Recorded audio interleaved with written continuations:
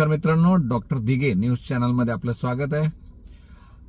ज्या पद्धतीने आपण गेल्या 7 ते 8 वर्षापासून सिडको, म्हाडा किंवा इतर PMRDA किंवा ज्या सरकारी योजना असतात त्या संदर्भामध्ये माहिती देण्याचा प्रयत्न आपण करत असतो.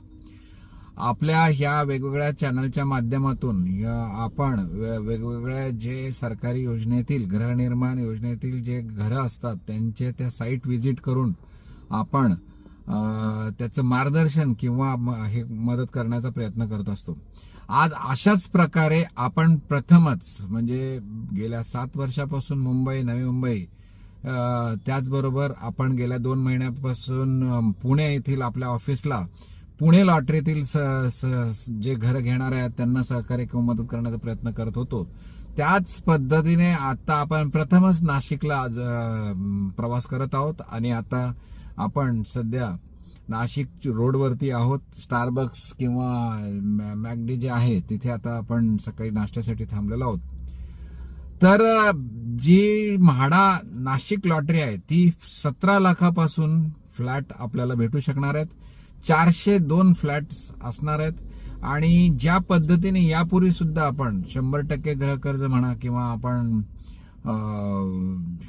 हे जे सिडको म्हाडाचे सरकारी योजनेतील आवश्यक कागदपत्र तयार करण्यापासून, फॉर्म भरून देण्यापासून किंवा रजिस्ट्रेशन करून देण्यापासून तर घराच्या ताब्यापर्यंत म्हणजे आर्थिक तजवीज 100% गृहकर्ज मंजूर करून देण्यापासून आपण सहकार्य किंवा मदत करण्याचा प्रयत्न आपल्या चॅनलच्या माध्यमातून किंवा आपल्या पुणे मुंबईच्या आपल्या जे ऑफिस आहेत इथे प्रत्यक्ष भेटून, कारण बऱ्याचदा आपल्या इतर आपण जे YouTube चॅनल वगैरे पाहतो त्याच्यामध्ये आपल्याला माहिती फक्त दिल्या जाते, तर आपण ते फक्त माहिती देत नाही आहोत. तर आपण प्रत्यक्ष आपल्याला भेटल्यास आपण त्याला मार्गदर्शन करतो आणि ह्या नियमावलीमध्ये सरकारी नियमावलीमध्ये अतिशय स्वस्तामध्ये घराचं स्वप्न साकार करण्यासाठी सर्वसामान्यांना आपण सहकार्य मदत करत असतो.